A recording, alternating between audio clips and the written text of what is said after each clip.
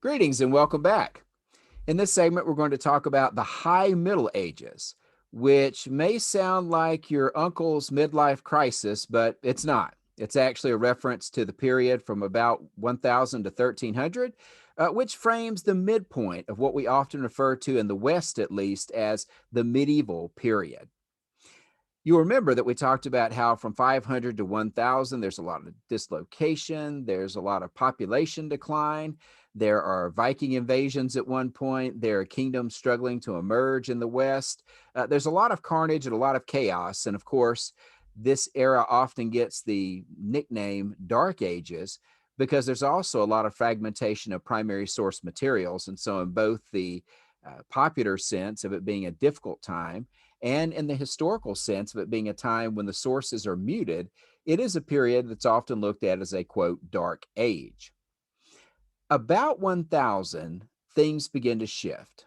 And this is, of course, not arbitrary, as we've talked about previously.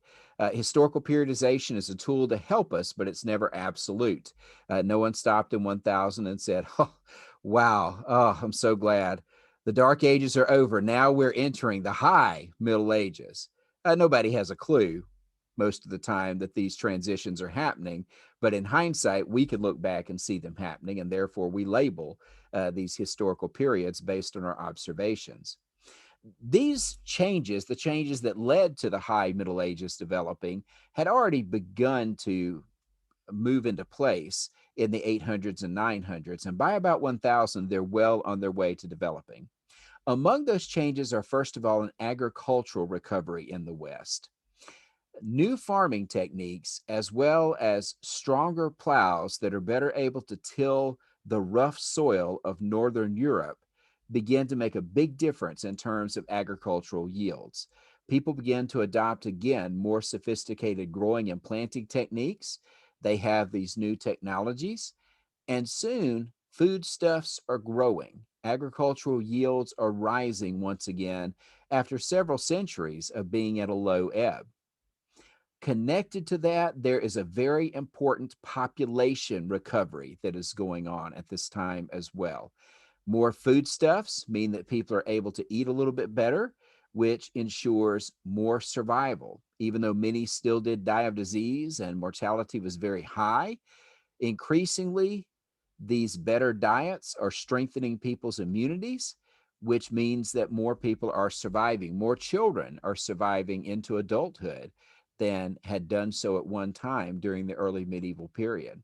And so the population of the West, after several centuries of being in decline or plateaued, is beginning to grow also as well. Of course, there is a coda to this, a very important aside that we need to realize, and that is in the land based economy that is medieval Europe, a growing population can be a problem as well as a virtue.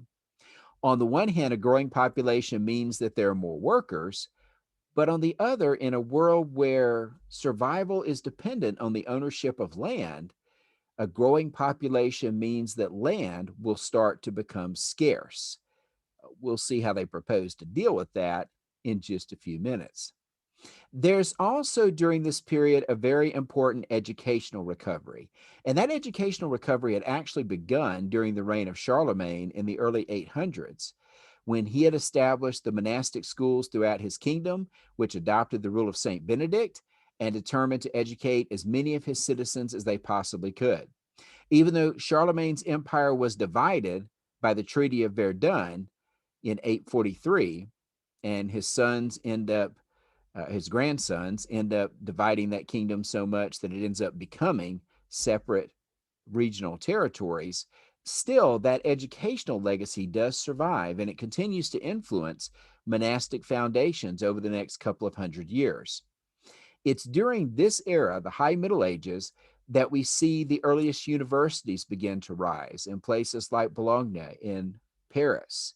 And of course, eventually, at my favorite university spot, Cattle Crossing University, Oxford University in England. You can see this still today in the traditions of colleges and universities. When it comes time for graduation and you walk across the stage and take your diploma and smile into the camera. You're going to be looking out at a crowd of your peers and your professors who are dressed in what, for all the world, looks like monastic trappings. Essentially, today we call it regalia, but essentially, these graduation robes, which you've worn at every major turning point of your academic career, are an inheritance from the monastic foundations of the college and university system. A lot of the rituals that we use, including the Latin designations for summa cum laude and other persons who graduate with distinction. Now, that's all an inheritance from the medieval origins of the university. These early universities feature tremendous minds in science and theology who are pushing forward these notions of how to investigate the world using what they consider to be the God-given gifts that have been provided. At this time, science was known as natural philosophy. It was a branch of philosophy. And there are many people who are beginning to move it towards something more akin to what we understand as science through their reading of the ancient Greek philosopher Aristotle and their application of Aristotelian methodologies to the way that one looks at the world, to the way that one discerns how to discover the truths, the realities that are embedded in nature and in the societies around us. Thomas Aquinas was one of the leading lights of this movement. And during the 1200s, from 1225 to 1274, he was a very important leading light in what is often known as scholasticism. This was the default academic methodology of these early universities, based very much on Aristotelian models and on this sort of system of debate where you have a statement and then you have an antithesis and then you have a comparison of the two, and usually some kind of synthesis that emerges based on weighing the pros and cons of each option of a particular academic argument. And so you've got educational recovery during this period that is very important. You also, connected to all of these, have a military recovery. Whereas the armies of Western Europe had struggled somewhat during the earlier period of the medieval years, during this era, the rising population, the rising strength of regional kingdoms that are emerging, like England, France, the German territories of the Holy Roman Empire, some of the Italian city states, they begin to build very powerful militaries. And at first, this poses as much of a problem as it does an advantage, because a lot of the conflict is going on within medieval Europe itself. In fact, church officials are beside themselves trying to figure out, how do we limit some of the Christian on Christian violence that's occurring in the West? Well, based on our viewing of Kingdom of Heaven, you already know one solution they found in 1195 was to answer the Byzantines' call to crusade. The Byzantines were threatened by the Seljuk Turks, a newly emergent Islamic power that threatened to cut off the pilgrimage routes to Jerusalem. Urban II, the Pope at the time, heard their call for help and raised it to a call to crusade at the Council of Clermont in 1095. He proclaimed that God was calling Western knights to go on crusade to liberate Jerusalem and secure the holy places there for Western Christendom. The nobles there and their retainers outside answered with the cry, Deus vult, God wills it. And from that point forward, they began to assemble their forces to launch them forth on crusade. The First Crusade from 1095 to 1099 resulted in the capture of Jerusalem and the establishment of a Western feudal kingdom in the East, known as the Kingdom of Jerusalem. That kingdom stood from 1099 until 1187, when it was surrendered, as we saw in the film, by the noble Balian of Ibelin. This would later issue in the Third Crusade, which was fought from 1189 to 1192. That was an attempt to take the city of Jerusalem back. It ends up failing. The English king, Richard the Lionheart, makes a deal with Saladin that if Saladin will allow Christian pilgrims to continue to proceed to Jerusalem without hindrance, then he'll leave Jerusalem in Saladin's possession. They agree to this, which means the Third Crusade essentially ends in a draw. Richard starts to return home and ends up getting himself kidnapped, which is a big part of the Robin Hood legends, and one of the reasons why Richard is not one of my favorite English kings. Richard is king from 1189 until he gets killed in France in 1199, and he spends about 6 months of that entire time actually administering his kingdom.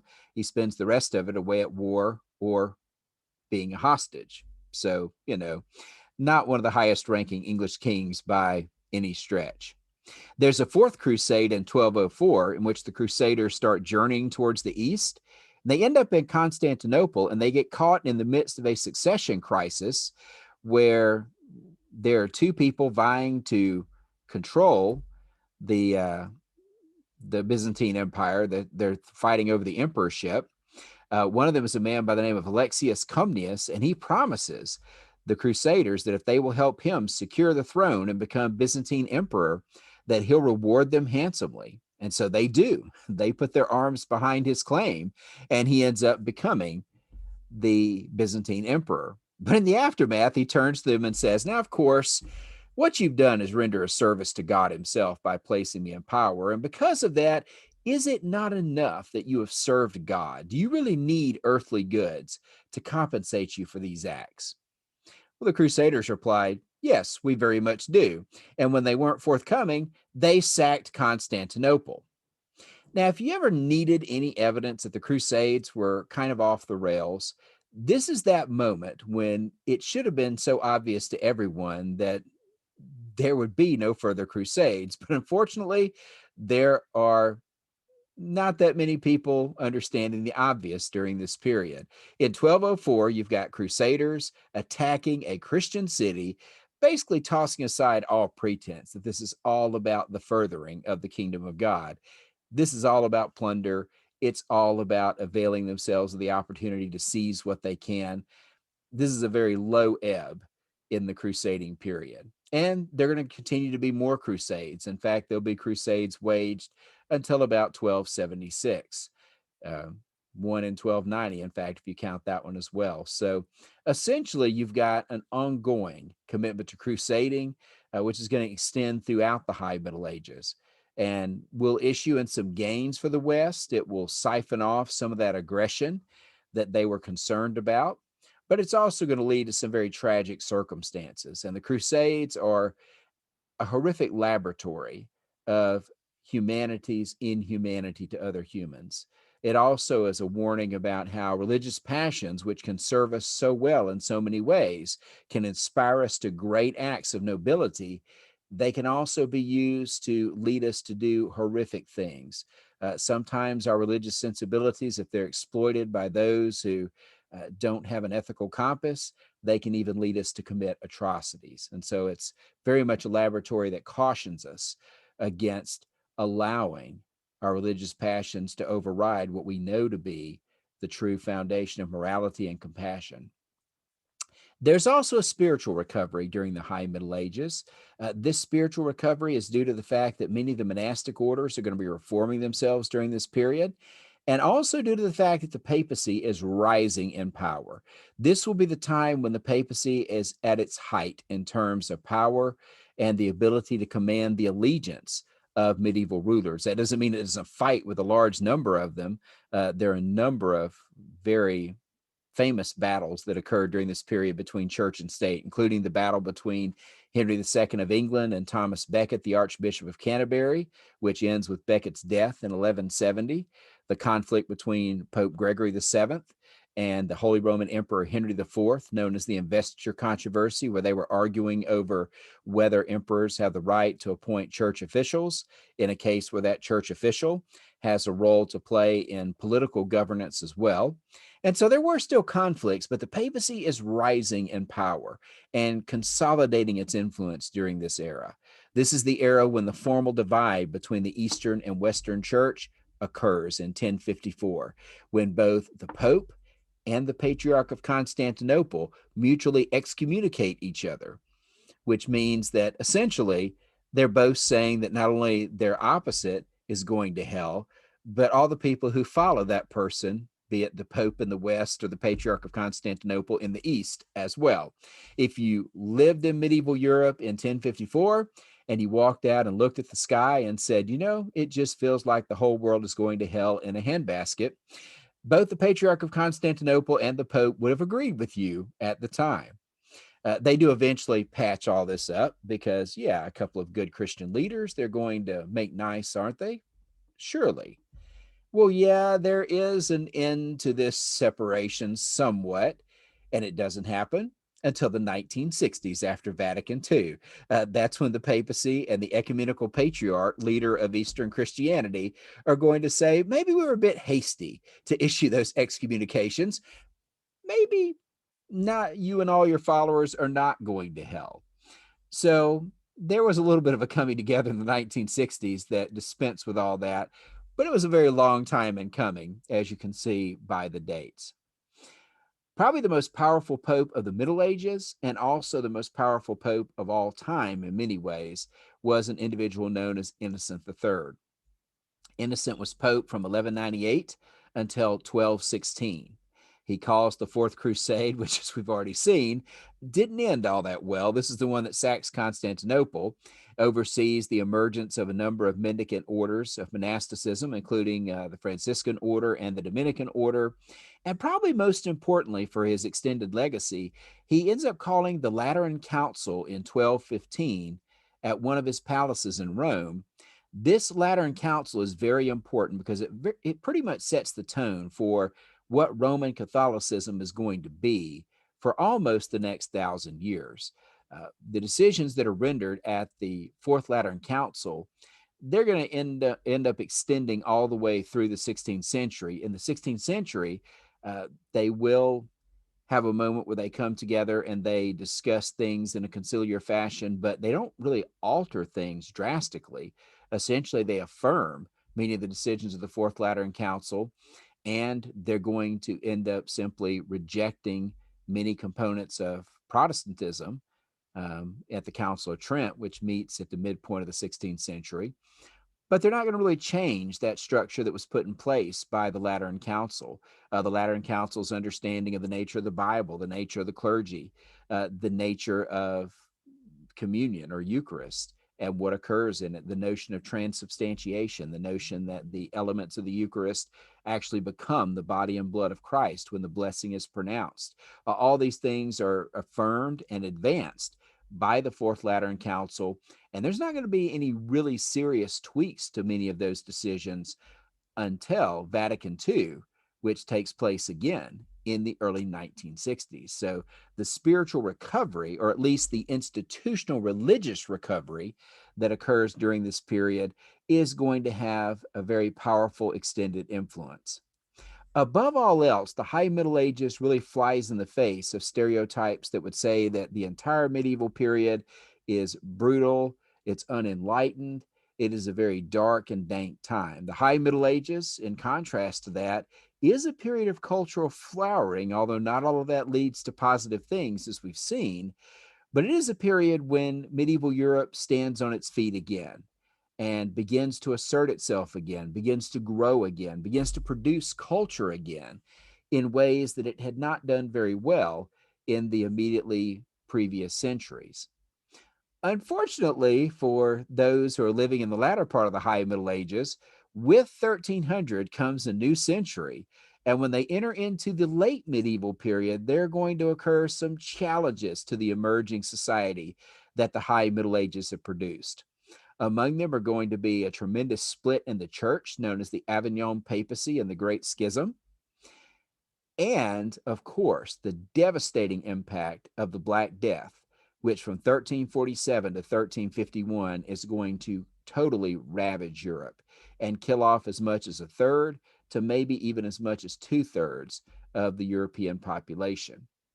And England and France will engage in the Hundred Years' War, a deadly contest that begins in 1337 and it's going to last off and on until about 1451. And this contest is going to end up deciding once and for all whether France is going to survive as an independent kingdom or whether it's going to be subsumed by the English, who have had that as their ambition for quite some time. And so we kind of revel in the glories of the High Middle Ages while recognizing that there are some very difficult times around the corner. And we'll be talking about those shortly.